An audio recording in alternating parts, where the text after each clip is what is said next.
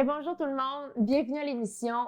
Aujourd'hui, on a un artiste très spécial que vous connaissez peut-être par sa participation en tant que directeur musical dans des grosses productions télévisuelles au Québec, mais certains ont peut-être appris à le connaître parce qu'il a lancé son album dernièrement, en fait en 2021. David Laflèche. Merci beaucoup. Merci, Canon, de m'accueillir ici. Merci d'avoir accepté l'invitation. J'ai tellement de questions à te poser. On va essayer de faire ça le plus concis pour rentrer dans le temps. Dans le fond, tu as participé dans des gros projets télévisuels, notamment un que beaucoup de gens connaissent, La Voix. Mm-hmm. Comment ça a débuté, en fait, ta carrière de directeur musical? Je te dirais que ça a commencé il y a longtemps parce que, avant tout, je voulais être un musicien. Je voulais pas nécessairement être directeur musical, mais la force des choses qui faisait que quand j'étais jeune, avec mes amis, on me demandait tout le temps à moi à quoi qu'on joue, puis c'était tout le temps moi qui organisais, on dirait, les jeux de nos amis. Ben, ce caractère-là, cette personnalité-là, elle te suit toute ta vie. Ça s'appelle du leadership. Mm-hmm. Puis, à un moment donné, je me suis tombé dans une situation où il n'y avait pas de chef d'orchestre à l'époque. Puis moi, j'ai grandi dans une famille de musiciens. Mon père était chef d'orchestre, donc je savais le travail que mon père faisait. Fait que donc, c'était un petit peu comme dans mes veines, tu sais, c'était inné. Mon leadership, je l'avais déjà, puis là, de comprendre un peu le langage musical, c'est ressorti, j'avais ça en dedans de moi. Mais je ne savais pas que j'avais ça. C'est ça l'idée, parce que j'ai commencé à jouer de la guitare à 17 ans. Oui, c'est ça, j'ai vu, parce qu'en fait, toi, tu voulais être golfeur professionnel. Ouais, c'est ça. Moi, c'est ça, exact. Ouais, exactement. Puis, encore à ce jour, non, c'est pas. Encore à ce jour, oui, ben tu joues probablement encore au golf. Ouais, non, c'est une passion, là. Ouais. C'est une passion, ça. Okay. Ouais. Mais vers 6, 7, 8, 9, 10 ans, ouais. Tu baignais dans la musique, mais c'est seulement à 17 ans que tu as commencé à jouer? Oui, exactement. Ouais. J'étais dans le sport, j'étais vraiment... tu sais, faut comprendre que pour moi, tous les parents du monde étaient des musiciens, là, t'sais. Mais bon, mon père était directeur musical en télévision, ma mère était chanteuse, choriste. Il m'amenait chanter avec eux autres. Souvent, mon père réalisait des publicités beaucoup. Puis il y avait des voix chantées, puis souvent ma mère y était. Puis là, il y avait besoin des voix d'enfants. Fait que, je veux pas, il engageait mon frère et moi. Fait que je chantais avec ma mère. Fait que les environnements de studio, j'ai connu ça très jeune, dans un contexte où je chantais. Puis après ça, dans des journées pédagogiques, je te dirais, mon père m'amenait au travail de papa ou au travail de maman. Fait qu'avec mon père, c'était soit à TVA ou en studio pendant qu'il faisait les enregistrements de Sesame Street. Mon père s'occupait de ça. Puis donc, j'ai baigné dans l'ambiance, dans l'atmosphère de production musicale, tu sais.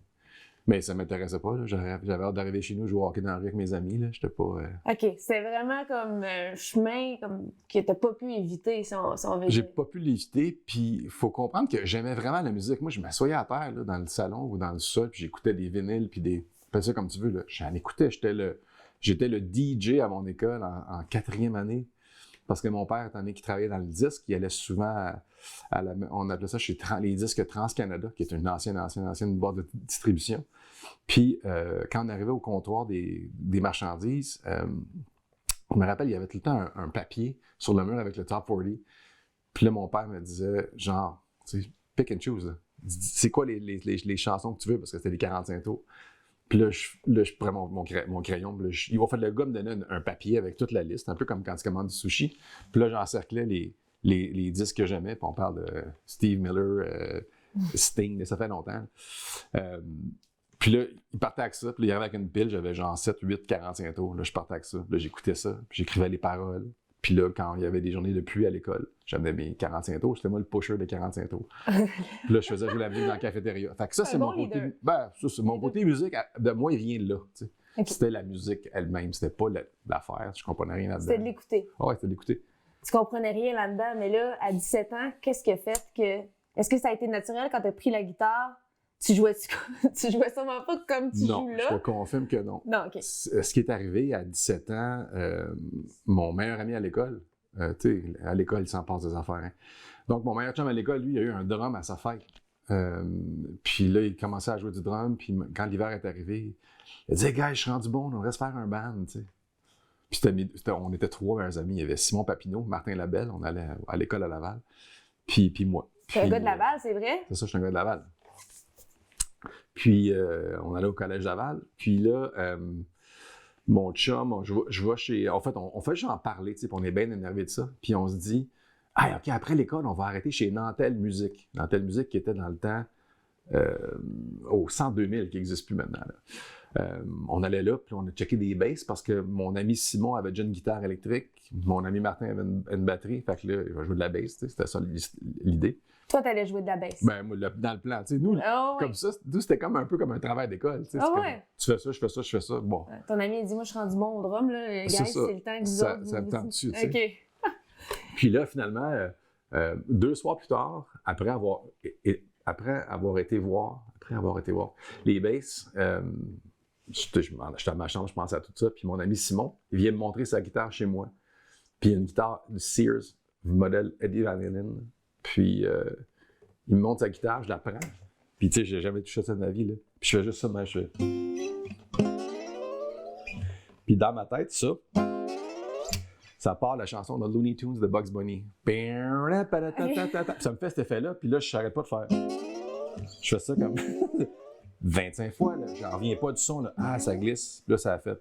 La vie s'est terminée telle que je la connais. À partir de ce moment-là, j'ai jamais lâché.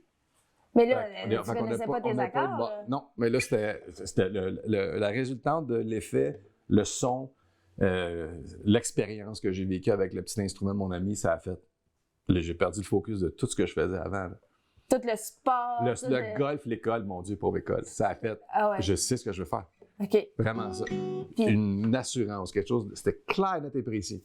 C'est venu comme ça. Puis tes parents étant eux-mêmes dans le milieu de la musique, qui n'a pas toujours été un milieu nécessairement super difficile comme qu'il est aujourd'hui, Ouais, mais dans le temps, est-ce que quand même tes parents ils t'ont mis en garde par rapport aux difficultés du showbiz ou au contraire, ils étaient juste comme yes, enfin, il a compris, il a 17 ans, puis yes, enfin, notre fils, il suit nos traces. Comment ça s'est passé leur... Ça aurait pu, ça s'est pas passé de même. Non? OK, vas-y. Mon père était... Mon père, c'est quelqu'un de très cartésien, très arrangeur. Un arrangeur. Mon père vient de Winnipeg, au Manitoba. Le plus petit frère d'une famille de grands musiciens. Puis, bon, lui, à la base, c'est un joueur de saxophone, un joueur de flûte. Il est devenu arrangeur. Il est arrivé à Montréal à cause que son grand frère était animateur d'émissions de variété. Puis, il l'a engagé comme arrangeur. Il n'était pas musicien, mais c'est lui qui faisait toutes les partitions parce que c'était des gros orchestres à ce moment-là. Mon père était très... il a étudié le piano à 3 ans. La nuance est là. Sa mère donnait des cours de piano à 3 ans. À 3 ans. OK, je pensais en 3 ans. Non, à 3 ans. À 3 ans. Le contraire de moi. OK.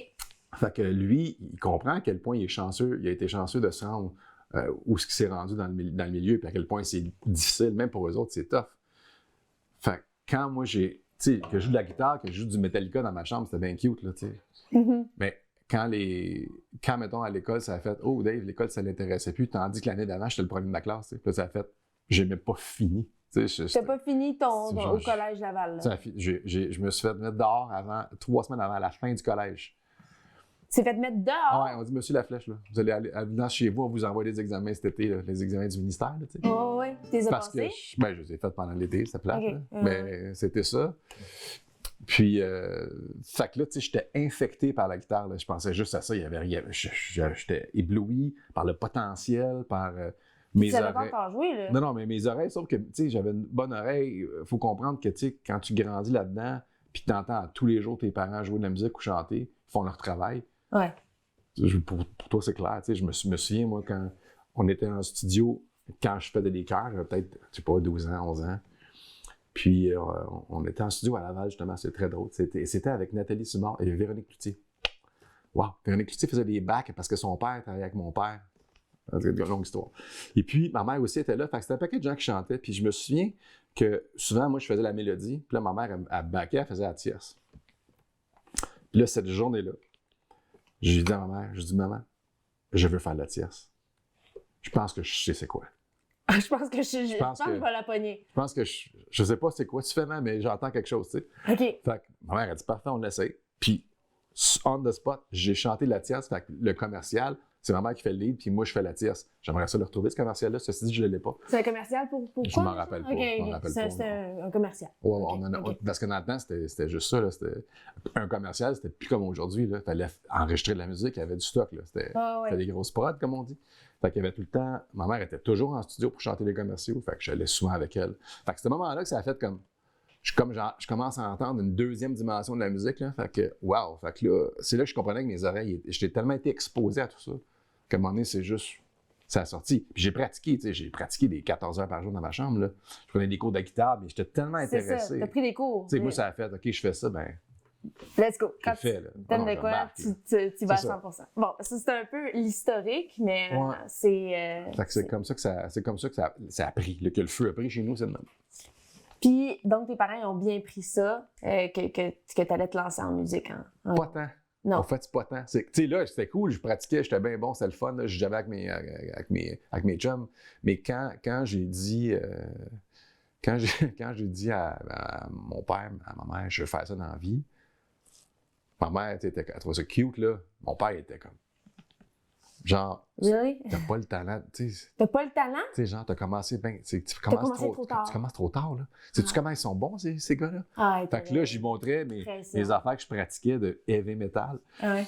Puis là, ils prenaient ça. Je dis, ouais, mais moi, mon guitariste, là, tu sais, les Mike Pucci de ce monde avec qui il travaillait, il dit, lui, il joue ça de même, là. Il pratique pas comme toi, tu pratiques. C'est pas spécial, là? Il pogne ça. Il lit ça, il lit, là. Moi, j'étais, ah, mon Dieu Seigneur, tu sais. Je comprends, il voulait me protéger, là. Fait que, tu sais, je suis dans la vie, c'était deux personnes. Soit que tu prends un défi, ou soit que tu refoules et tu retombes sur toi. Ouais. Ben, moi, ça a fait le contraire. J'ai fait, OK, j'ai confiance, tu sais. C'est là que j'ai compris que j'avais confiance. Malheureusement, mon père est décédé, j'avais 18. Fait qu'on sait pas, on n'a jamais joué de musique ensemble. Je savais pas ce bout-là. Counting Lights, c'est la tune pour lui. OK. Ouais. Fait qu'il a pas pu voir. Non. Oh my God, j'ai comme... non. Il a pas pu voir qu'est-ce que t'es devenu quand Non. il t'a dit moi, mon chum, il joue ça. C'est ça, exactement, tu sais. Mais il le voit, probablement. Ah, ben, je te confirme qu'il le voit. Ouais. Oh non, je te le confirme. Ouais. Puis, c'est fait que ça. Puis ma mère disait, laisse-les faire. Mais j'avais tellement j'avais confiance, je faisais ça, j'aimais ça. Ouais. C'était une drogue. Puis, une année, après être rentré au cégep Montmorency en comptabilité, parce que je n'étais pas assez fort en musique à 18 ans pour aller en musique. Quand je commençais à jouer, je n'étais pas assez fort pour passer l'audition de cégep. Fait que vous allez en comptabilité. Ouais, parce que j'aime beaucoup les chiffres. Pour moi, c'est la même affaire. La musique et les chiffres, c'est extrêmement compatible. Tu sais. Hey, ça, c'est fou. Ça donne un avantage parce que souvent, mettons, les artistes en général, t'as soit le côté artiste ou le côté cartésien. Ouais, mais quand t'as les deux, c'est là que tu peux être directeur musical pour des grosses productions. Parce que là, t'as les deux, je veux dire. Ben, t'arrives à comprendre le squelette derrière tout l'artiste. Tu sais.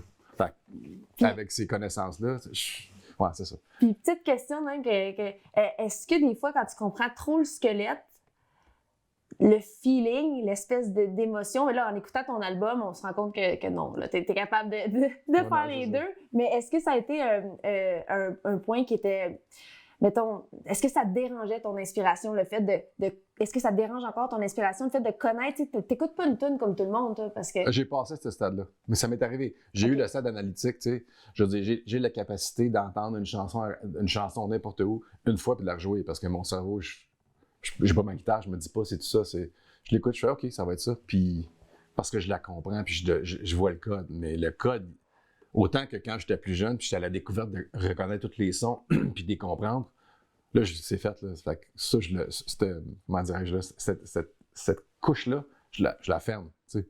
Fait que t'es capable d'écouter une tune sans analyser la réalisation, j'ai plus besoin. Ça. Je sais que si je veux l'analyser, je fais ça, clic, puis c'est réglé. Là. OK, fait que t'es capable d'avoir les deux côtés du cerveau. Là, moi, ça a changé, je suis rendu plus dans les paroles. Avant, j'écoutais pas tant les textes que ça, j'étais vraiment dans la musique, là, c'est le contraire. OK. Là, c'est le texte avant, puis après ça, la musique, elle va venir. Puis quand tu te mets sur quelque chose, normalement, t'excelles. Ouais. Fait que... Bon. Mais les paroles de ton album, c'est quelque chose... on va parler un petit peu, dans le fond, des productions que tu as participé rapidement. Puis après ça, on va switcher sur ta carrière, parce que, mon gars, on pourrait jaser longtemps. T'as fait On connaît la chanson aussi, hein? T'as été directeur musical pour On connaît la chanson. Oui. Ça, moi, je suis curieuse. Ça se passait comment, dans le sens que les participants, tu sais, tu sais pas quelle tune qu'ils vont choisir, tu sais pas que... Fait que t'as tout le temps deux options. Puis, dans le fond, ma question avec ça, c'est plus par rapport à l'équipe que tu diriges. Est-ce que t'es quelqu'un qui était exigeant? Ben, j'avais pas besoin d'être exigeant parce que le travail l'était de soi-même. Mais moi, je suis exigeant dans mon travail. Au fait, c'est que moi, je me mets ma barre à moi très, très haute. Puis si t'es dans mon équipe, tu t'en vas à la même place que moi, tu sais. Fait que si ça te tente pas, t'es pas obligé d'être là, tu sais. C'est toi qui les engageais, les musiciens? Oui, tout le temps, oui. puis à la voix aussi. Ouais. Fait que tu choisissais ton équipe. C'est ça. Fait que, dans le fond, tu t'entourais de gens. Ouais, c'est comme un contracteur. Ouais. Contracteur musical. OK. C'est ça. Fait que je t'engage les musiciens qui sont spécialistes selon le travail voulu aussi, tu sais. Je veux dire, moi, il y a des... Quand faire une émission comme On connaît la chanson, ben, j'engage pas nécessairement les mêmes musiciens que pour enregistrer un album en studio, là, de musique expérimentale. C'est pas le même monde, là. OK. Fait qu'il y en a qui ont des forces là-dedans, puis il y en a qui ont des forces là-dedans. Fait que je sais les cibler, tu sais. OK. Puis rendu là, On connaît la chanson, ça prenait des compétences de lecture, de compréhension, de connaissances générales aussi sur l'histoire des tunes, puis une librairie, tu sais, parce à la gang, on en a joué beaucoup de chansons, là. Fait qu'à un moment donné, il y a tout le temps quelqu'un dans le band qui a connaît cette tune-là, qui l'a entendue quand on a un questionnement. Il n'y avait pas de répétition, là. Non. C'était... Non, on a les parts, puis... C'est le fun, ça. C'est ça qui était cool. OK, il va, yeah, man, OK, go! OK, fait qu'on se lance, puis souvent, c'était des one-take, mais je veux pas les participants. Ben non, c'est ça. Tu fais pas le reprendre, là, parce que sinon, ça leur donnait comme une chance de plus. Fait que... Ouais. Ce qui est plus compliqué, je te dirais, à ce moment-là, c'est de savoir c'est quoi les textures à jouer. C'est bien beau avoir écrit Do dièse à partir, mais Do dièse, c'est quoi le son du Do dièse, tu sais? Là, mon copiste, il écrivait, tu sais, mettons, son de cloche, je dis n'importe quoi, son de clochette, tu sais. OK, fait que là, Marco, il sait que c'est une clochette, tu sais. Mais d'habitude, quand tu peux écouter la chanson, faire « Ah, OK, c'est ça les sons, parfait. » On les reconnaît tous. Notre département, ce qu'on a besoin de faire, quelle guitare, quel son, quelle batterie. Mais là, quand tu n'as pas le temps de faire ça, c'est là que ça devient comme challengeant, là. Fait qu'on essaie de se faire une écoute rapide des textures, juste « OK, j'ai ça. » Puis rendu là. On prie, puis... On prie. Il y a tout le temps un qui pogne le chant dans le band, mais sauf que on est ensemble, puis on se ramène. Tant que le participant, il pogne pas trop le chant. Exact. Moi, c'est la seule affaire qui m'importe. Moi, dans mon mix de musique, dans mes oreilles, j'ai la voix hyper fort. Ouais. Ben moins que mon instrument. Mon instrument, je sais ce que je fais. Là. Je la mets à droite, puis j'écoute la voix. Puis c'est que si la voix se trompe d'endroit, là, on se parle, puis on la suit, tu sais. OK. Puis dans la voix, là, on switch d'émission, mais dans la voix, tu as fait la voix normale, tu as fait la voix aussi junior. Ouais. Est-ce qu'il y a un des deux que tu as préféré? Vite. Ah, la voix junior. La voix junior. Ah, ben oui. OK. Puis ça devait être quelque chose pareil d'accompagner des jeunes artistes comme ça, parce que tu veux pas qu'ils pognent le track, tu penses? Ben, c'est ça, qu'ils aient une mauvaise expérience, puis après ça, que ça les traumatise. Fait que tu veux faire en sorte qu'ils soient confortables, mais en même temps, il y a une production télé à rouler en arrière de ça. Puis comment que ça se passait avec les enfants, là? En fait, c'est là qu'à un moment donné, tu te rends compte dans la vie, tu prends de l'expérience, tu deviens bon dans ce que tu fais. Puis moi, quand je suis arrivé à ce défi-là, j'avais tellement confiance en mes moyens de faire le show de télé sans y penser, tu sais, que je pouvais juste me concentrer sur eux autres. Puis le reste, c'est les automatismes qui embarquent, puis on va faire un show de télé pareil. Mais là, les enfants, c'est la plus belle chose sur la Terre. Là. Moi, je travaillais dans les services de garde pendant 3 ans quand j'étais jeune. Puis j'aimais ça, être avec eux autres. Fait à la voix junior, il y avait la même âge, un petit peu qu'au service de garde. Puis j'étais juste comme, yeah! C'est juste le désir là, de faire ça, la pureté qu'ils ont, les talents. Quand ça se met à chanter, tu fais, aïe, mais wow! Ils sont tellement avancés, ils sont tellement... Ceux qui sont bons sont tellement bons. Je me rappelle, il n'y avait personne dans mon temps qui chantait de même, là, quand j'avais leur âge. T'sais. Fait que c'est le fun d'être exposé à ça, tu sais. Puis ce qui était le fun aussi, c'est que j'avais la chance de les avoir à moi, tu sais. Des fois, il y a un environnement qu'il y a un parent qui va être là, un coach va être là. Les parents, comment tu... Là, ça devient... les parents, là-bas, ils étaient super gentils, puis eux autres étaient contents d'être là, puis... Parce que des fois, je me demande, mettons, en tant que parent, tu veux tellement que ton enfant réussisse, tu es tellement fier de ton enfant, t'en vois pas clair, tu sais, puis des fois, tu vas y mettre une pression. Est-ce que ça, t'as été témoin de ça? Est-ce que les parents, quand même, ils géraient bien? J'ai pas vu de coach d'estrade. OK. J'ai pas senti ça. Juste parce qu'il était pas au courant de grand-chose, au fait, dans le sens que, oui, il y avait une toune à jouer, à exécuter, mais il était pas au courant des déplacements, puis comment c'était pour être enchaîné, puis avec, tu sais, comment c'était pour être mis en valeur et tout ça. Fait que ça devient un spectacle pour eux autres pareil, tu sais. Mais ça... Je m'imagine pas, moi, dans la salle pendant que ma fille elle chante, là. Je capoterais, là. Alors, d'ailleurs, est-ce qu'il y a un début, peut-être? Est-ce que... Ah, mon Dieu, Gisèle, elle fait tout. Gisèle, elle fait de la musique, elle fait du sport. Elle fait comme papa. OK. Puis comme maman, tabarnouche. Musique, sport, danse. My God, on va en parler. Non, c'est ça. C'est sûr. J'ai hâte de voir. Ah ouais, si on suit Dans le fond, l'évolution de ta famille et tout, dans le fond, Gisèle, ça va probablement être la prochaine Rihanna. Ou, Ah ouais, parce que là, on est rendu là, tu sais. Oui, exactement. Les boys, ils sont pauvres pères. C'est ça, pauvre père. Mais tu sais, toi, cartésien et tout, là, tu connais le milieu, peut-être que tu pourrais être gérant d'artiste, en tout cas, on en jase. Ouais. Mais... Peut-être rendu un petit peu vieux pour ça. Mais tu sais, moi, les Gisèle, tu vas la suivre dans ses passions. Moi, je veux juste, je l'expose à plein d'expériences. C'est ça mon affaire. Ben, c'est ça le but. Je veux dire, c'est les meilleurs parents qui font ça. Les parents qui essaient trop de protéger. Ah, non. C'est comme si elle ne pourra pas se faire son idée là, de la vie. Puis... Mais non, moi, je veux faire je veux que les souvenirs d'aujourd'hui soient ses souvenirs de demain, puis avec ces souvenirs-là, elle puisse prendre des décisions. Moi, c'est comme ça que j'ai grandi. Ah oui, je me rappelle quand j'étais jeune avec mon père ou avec ma mère, on a fait ça. C'est vrai qu'elle m'avait dit, tu sais, c'est des choses comme ça, des gens que j'avais rencontrés, puis qui m'ont aidé à me guider dans ma vie. Ça a donné un bon résultat. Fait que tu fais très bien de le répéter. Bon, OK. Fait que dans le fond, quand tu as quitté un petit peu l'univers de directeur de production, là, c'est que tu avais besoin d'un autre défi. Tu avais, justement, là, c'est très mécanique, tout ça. Puis, tu sais, même s'il y a de l'inspiration qui peut s'infiltrer là-dedans, veux pas, tu sais, t'as une partition à suivre, t'as un show à runner. Dans tous les styles musicaux que t'as explorés dans ta vie, parce que t'es as toutes faites, qu'est-ce qui a fait que toi, t'es allé plus vers le country? Ah, parce que ça me ressemble plus, c'est bien plus calme. OK, c'est pour le calme. Parce que les gens qui disent que le country, c'est facile, moi, ça me fait capoter parce que ce qui est facile, c'est de dire que c'est facile parce qu'en fait, tu peux faire du country qui est complètement complexe, là. Absolument. Ouais, puis en même temps, tu peux faire le défi de faire pousser une belle pomme biologique, hein. Puis le défi de faire pousser une belle pomme shootée, mettons. Fait que pour moi, le country, c'est la simplicité. Il y a moyen de faire de quoi de vraiment beau dans la simplicité parce que c'est super difficile. Parce que si c'est pas authentique, ça paraît tout de suite et ça détonne. Puis la seule chose que tu peux faire pour faire ça, le country a le dos large, il faut se le dire aussi, là, c'est d'aller à la base. Là. Puis à la base, on n'est pas compliqué. T'sais, à la base, il peut y avoir de la simplicité. En tout cas, moi, je vois ça comme ça. Range là de dire on fait du country pop, on fait une variante. Oui, c'est tout là. Fait que, oui, je fais du country. Non, je ne fais pas du gros pop country. Là. C'est pas du country, c'est comme... En fait, moi, je capote parce que je me suis tout le temps demandé, est-ce que c'est possible aujourd'hui de créer un nouveau style musical? Il y a tellement...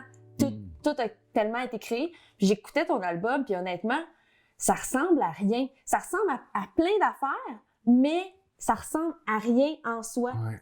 C'est vraiment... Tu le vois, moi, j'entends tes inspirations, mais tu es capable de trouver quelqu'un qui a le même son, tu sais.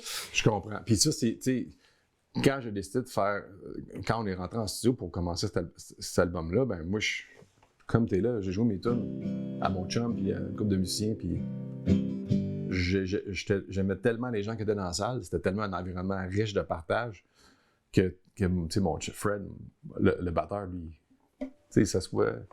Il fait, OK, man, on part le beat, puis la tune, je dis pas dans le style de, il n'y a pas de, on essaie de faire, non, c'est juste, ça va là. Fait que les tunes se sont créées comme ça, live, on joue tout live, c'était ça les codes. Mais t'enregistrais dans ton dictaphone, dans ton téléphone. C'est ça, mes idées d'avance. Tes idées d'avance. Pour la construction des chansons, c'est une autre affaire. Okay. Fait que là, mettons, dans mon téléphone, j'ai pu avoir... C'était de la guitare dans ton téléphone ou c'était un petit filon vocal? En fait, c'était les deux? Guitare, puis des fois, je chantais par-dessus. OK. Tu sais, je ramais quelque chose. OK. Puis après ça, je partais de là. Puis ça, c'est l'étape avant le studio. Fait que là, j'ai passé un mois à faire le tour de mon dictaphone, puis ça vaut la peine que je l'explore. Fait que là, j'avais ma run de 2 accords et demi. Puis là, je faisais genre faire une tune avec ça. Fait que là, ça devient le bout travail. C'est là que Marie-Mé est arrivée et elle a fait comme là, tu vas prendre tes affaires dans ton téléphone. Ouais. On va s'asseoir. Ouais. Tu vas t'asseoir, fais une tune. Elle dit, commence à une, finis-la. Fais 4 minutes, là. Fait que là, j'en ai fait une, puis j'en ai fait 2. Puis là, à force d'en faire, il y en a qui naissent parce qu'on est allé faire ça à Nashville. Fait que c'est bien, bien inspirant, tout ça. À Nashville, t'as enregistré ton album? Ouais, ça, puis je l'ai écrit là-bas aussi. Tu l'as écrit au complet là-bas? Ouais. Wow. Ouais. Toute la gang, vous êtes allés à Nashville. Puis... En fait, moi, j'avais mon meilleur ami qui habite là-bas. Puis lui, il m'a suggéré un ingénieur de son, un studio, puis 3 musiciens. J'ai amené un musicien de chez nous, mon frère, un musicien, Sylvain, mon frère, puis mon ingénieur de son. Fait que c'était notre équipe de prod, notre co-prod, comme on dirait. Là. Fait que, on a tous appris beaucoup là-dedans, je te dirais. C'est fou. Puis là, c'est sorti en 2021, Everyday Sun, qui est ton premier album en carrière. Ouais. Pas le dernier, là. Tu travailles. Ben non, pas le choix, là. Il va y en avoir d'autres. Non, ça commence tranquillement. Parce qu'à la base, cet album-là, c'était juste pour. C'était une checklist, là. C'était. Il faut que je le fasse, ce disque-là, il va être fait. Je suis tanné, hein, j'angoisse. Moi, dans la vie, il y avait deux choses qui m'angoissaient. C'était pas avoir d'album et pas avoir d'enfant. OK, là, tu as réglé ça. Ouais. Fait que là, c'est comme. Mais là, finalement, après avoir réglé ça, ben là, cet album-là, il y a une vie, là, tu sais. Les chansons ont une vie, les gens les reçoivent. Fait que là, je suis comme, OK, là, je suis rendu un chanteur. Mais ça a été quoi les retombées de ça? Parce que les tunes sont. Si vous n'avez pas cet album-là, honnêtement, il faut aller vous le chercher. Everyday Sun, pas comme Soleil, là. Everyday Sun comme Fils. C'est. Écoute, ceux qui aiment. Là, ne sois pas insultés, OK? Jack Johnson, ouais. John Mayer, Ben Howard. Ben Howard, oui. Ouais. Il y a comme un mélange de tous ces artistes-là, puis ta voix, quelque chose qui t'insécurisait un peu parce que veux pas, toi, t'as toujours été plus, justement, t'es parti quand t'étais jeune, t'as fait de la tierce, puis après ça, tout le reste de ta carrière, t'as fait des backs vocaux, ce qui est quand même. Moi, je trouve ça plus difficile de faire des backs vocales que de chanter le lead. Mais après ça, quand t'arrives, faut que tu te dises, aïe, là, je vais trouver mon son, ma voix. C'est quoi ma voix de lead? Ouais, c'est ça. Là, tu devais essayer des fois de pogner des tons, de faire comme, OK, non, ça, c'est pas moi. Mais tu sais, t'es habitué de diriger des gens à la voix et tout. Fait que là, t'as dû te dire, là, regarde, je me dirige. Mais oui, mais ça a été tough, dans le sens que c'était, vas-y, pousse, prends le risque, là, il n'y a pas peur de chanter. Ouais. C'est un peu comme les premières fois que tu t'entends parler sur un dictaphone, tu sais. Quand tu t'entends parler, c'est comme, ah! Je pensais pas que je sonnais comme ça. Mais chanter, c'est un peu la même affaire. Puis avoir fait beaucoup de backs, des affaires en studio, des leads pour avoir remplacé du monde pour des productions, à un moment donné, ça, j'étais correct. Mais là, c'était comment on le réalise? Puis c'est là que j'ai fait, je peux pas réaliser ma voix, là. On va être ici pendant 2 ans, là. Ah non. Fait que là, t'as engagé quelqu'un. Fait que là, j'ai engagé mon partner Connor Seidel. Lui, il est venu au studio, on a passé un mois ensemble, puis on a fait les voix. Après qu'on ait fait enregistrer les basics, parce qu'il y a eu... Faut que tu comprennes qu'il s'est passé 3 ans entre les basics puis enregistrer la voix. Parce que la dernière journée de studio à Nashville, en 2016, la dernière journée, Marie-Mia me dit « Je suis enceinte. » Oh! Fait que là, ça a fait « Oh! » Moi, j'étais quelqu'un d'entrepreneur, je fais « L'album va attendre, là, j'ai un enfant. » C'est ça. J'ai mis ça sur la glace pendant 3 ans. OK. Le bébé avant l'autre bébé. Ouais, c'est ça. Ouais. Puis là, après ça, en 2019, là, je suis retourné en studio. On a sorti les tracks qu'on avait enregistrés il y a 3 ans. OK. Puis là, on a fait OK, cool. Il manque une couple de paroles, on va finaliser ça, puis là, on l'a enregistré. C'est comme ça qu'on l'a fait. Ça a été comment de genre réécouter qu'est-ce que tu avais enregistré avant la venue de Gisèle et tout? C'était encore aussi bon? Ah ouais, c'était tellement. Je savais tellement que j'avais de quoi qui me plaisait à moi. C'est rendu là aussi bon. Mais je sais que moi, j'écoutais mes rough mix. Au fait de la trame instrumentale. Puis j'étais comme ah wow! Je peux pas, je me pince encore. Je peux pas croire que ça sonne de même. Je peux pas croire qu'on a réussi à faire ça. Je peux pas croire qu'on l'a fait. Tout ça, tu sais. Fait que j'avais ça dans mes trucs. Des fois, je pratiquais mes tunes en écoutant mes textes, pardon, en écoutant les pièces dans le char. Puis, à un moment donné, on fait OK, là, c'est le temps d'enregistrer, tu sais.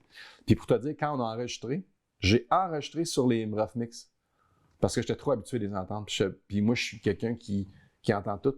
Fait que s'il y a un millimètre de changement quelque part dans mon spectre sonore, ça va me déconcentrer. Fait qu'on a fait, hey, on chante ses mix.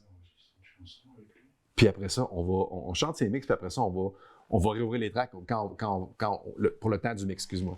Fait que je chantais sur mes affaires que j'ai chanté pendant 2 ans dans le char, tu sais. Ça a marché de même. Incroyable. Ouais. OK. Bon là, écoute, l'émission pourrait durer 50 ans, là, mais j'avais un petit concept là, à la... C'est Jimmy Kimmel, en tout cas. Là, lui, il te demande de jouer. Moi, je te demanderai pas de jouer.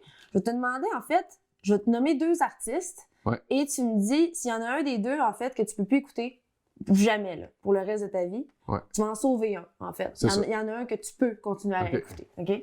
Fait que, on y va avec John Denver ou Chris Stapleton? Ah ben c'est sûr que je vais sauver Chris, là. Tu sauves Chris? Ben ouais, j'ai pas le choix. John Denver, quand même. Oui. Oui, tu sauves Chris, OK. Je suis pas là pour me Sauf Chris, j'ai eu la chance de voir Chris live, son premier album, à Nashville, sur le bord de l'eau, au Ascent Theater.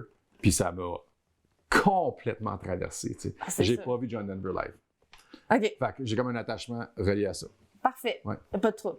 Ensuite, Jack Johnson ou Daryl Scott? Because you kiss you. Attends, Jack Johnson ou Daryl Scott? T'as pas Ouais, dit Jack Johnson ou Ouais. Daryl Scott? Jack Johnson. Jack Johnson. Ah ouais. OK. John Mayer ou James Taylor? Ben, James Taylor, je vais mourir avec lui. Ah oui, OK. Ça, c'est... Je le mets plus contre personne. Johnny Cash ou Willie Nelson? Ah, Willie? Half Moon Run ou Radiohead? Half Moon Run? Puis... Hey, j'ai dit ça à cause que j'ai dit ça spontané en Titi. C'est drôle. c'est bon, Half Moon Run. Non, c'est bon. Puis je veux dire, c'est juste Puis les. les autres, là, ils sont partis, là, international, non? Je veux Oui, dire... Half Moon Run, ils ont passé l'été à mon studio. Fait qu'on, tu sais, Pour vrai? Ouais. Je savais même pas. Pour vrai? Ouais, ça. Fait qu'on a enregistré leur dernier album chez nous. Fait qu'on a passé tout ensemble. Fait que tu sais, je suis comme attaché au gars. Tu sais. Fait que, C'est tordu, là. Full Non, mais ouais, Circle? Full Circle, c'est toi qui... Non, ok. l'album qui sort, il va sortir au mois de juin, là. OK. Ouais. Fait que ça a été enregistré chez vous. Chez nous. C'est Connor, mon partner, qui l'a réalisé au studio Treehouse. Le caméraman, il est comme... Carla, tu t'es fait pogner, là? Mais voyons donc, je savais pas. OK, dernier. Ben Howard ou Paul Darèche? Ben, je vais regarder Paul. Ah, corporate. Elvis ou les Beatles? Ah, les Beatles. Les Beatles, hein? Ah, j'ai pas le choix. Ça fait mal, par exemple. Mais en fait, c'est Paul McCartney. Paul McCartney. Ouais. Quand il va mourir, Et boy. ce sera pas une belle journée. Non, ça va vers le pareil. Écoute, on pourrait parler pendant 50 ans, comme je te dis. Moi, je trouve que tes chansons sont empreintes d'une sagesse réconfortante. Tu sais, moi, je suis une fan de musique, je chante aussi, je connais un petit peu les rudiments de la musique, puis qu'est-ce qui fait qu'une chanson ou qu'un style musical, qu'un artiste vient me chercher, c'est quand que je sens comme... C'est comme une méditation, là. C'est comme si tu avais 50 huiles essentielles qui t'arrivaient en même temps dans le nez, là, puis c'est comme si ton corps devient engourdi. Puis moi, c'est l'émotion que j'ai quand j'écoute. C'est comme si c'est pas un son binaural, là, mais c'est quelque chose de... Tu peux écouter ça à l'infini, puis tu vas te sentir bien. Fait que moi, j'ai envie qu'on se laisse sur une chanson... Ben, mais ça. Tu veux-tu faire Everyday Sun? Everyday Sun, ou je peux faire Counting Lights aussi, là, si tu veux. Laquelle tu préfères? Et moi, j'aimerais ça les deux.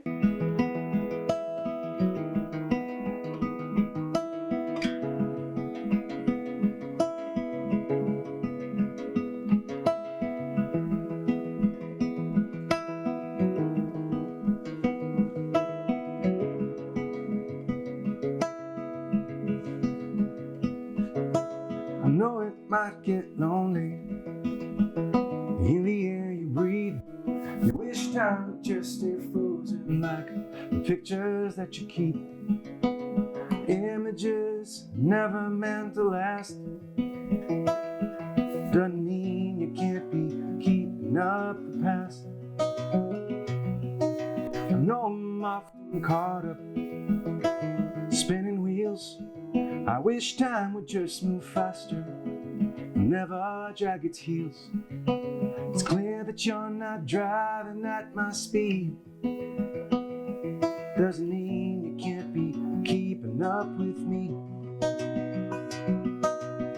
Hold on tight if you can, mama. I ain't no simple man, mama. I know it's hard to understand. I ain't no simple one, but I'm still your everyday son. Mama, please hold on.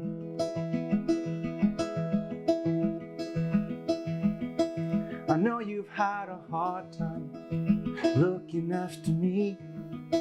Across the lines you roll your eyes and we disagree. Like the time I took my brand new boots playing in the mud. And the time I quit my day job, you said, what you doing, son? But we were never really out of reach. You best believe, you best believe.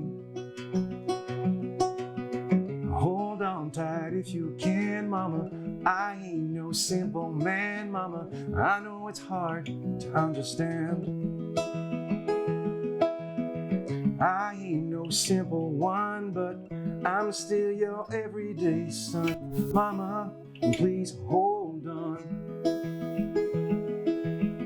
Oh, won't you dance with me, share our insecurities?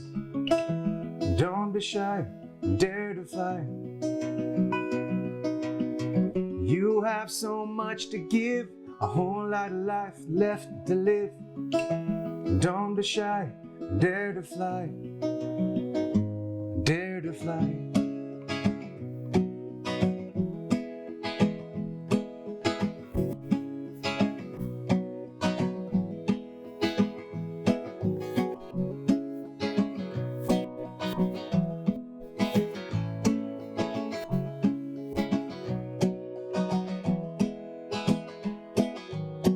Hold on tight if you can, mama.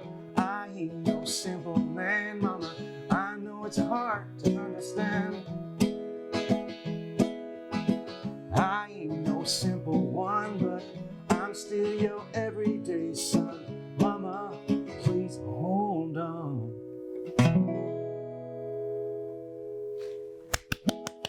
Incroyable, my God. Merci. Écoute. Merci. C'est cool. Puis là, ça, c'est la chanson que tu as écrite pour ta mère. Puis là, tu vas Ouais. jouer la chanson que tu as écrite pour ton Ouais. père. Counting Lights,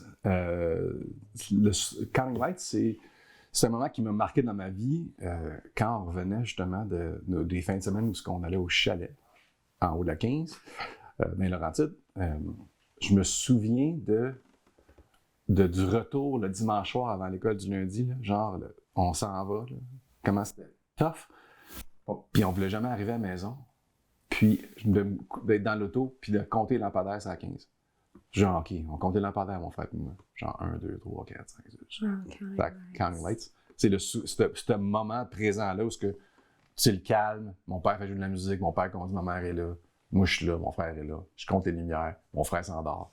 Un moment donné, je fais semblant de dormir, tu sais. Un moment donné, tu fais, OK, on est arrivé, on prend la sortie, là. Là, tu fais semblant de dormir, puis tu penses que, genre, ils vont te laisser dans le char.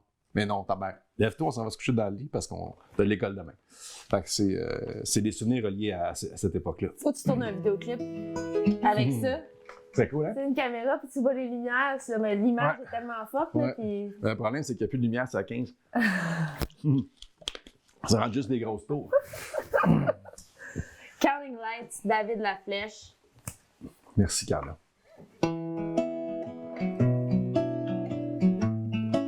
Ah,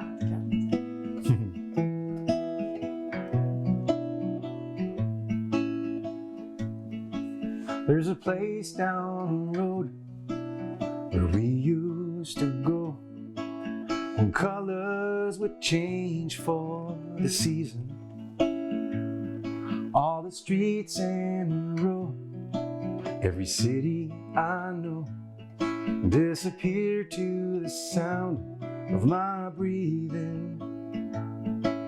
The smell of the leaves brings back old memories. Sometimes I think that I'm still getting high on a tree, while gravity lands around me. I'm not where I thought I would be. My old man was right, life ain't simple, it seems. It's counting lights on the 15.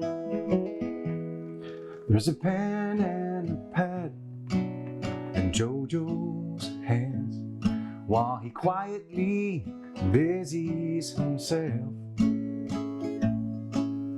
Dad chops wood that'll do no good while Mama wipes dust off the shelf. The smell of the fire makes those memories burn brighter. I'm right back where I used to be, still getting high on a dream, while gravity lands around me. I'm not where where I thought I would be. My old man was right, life ain't simple, it seems. I was counting lights on the 15.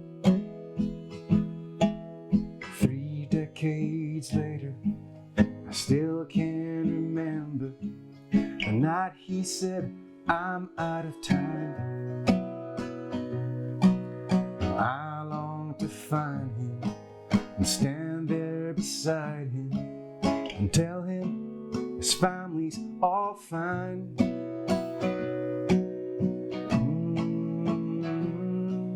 Still getting high on a dream while gravity lands around me. I'm not where I thought I would be. I'm counting lights on the 15.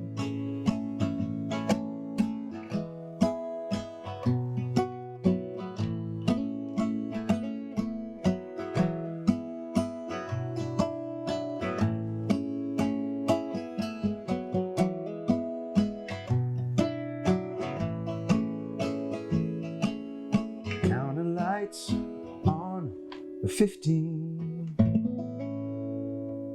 Wow!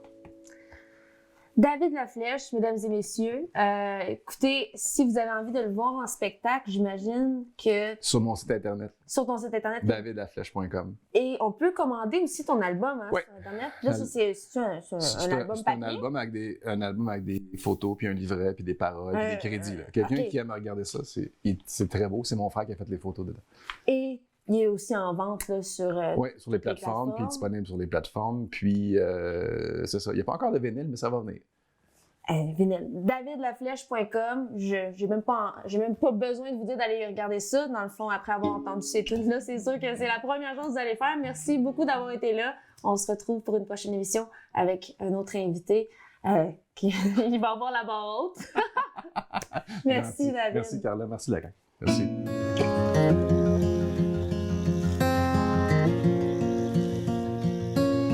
I can hear the children in the street.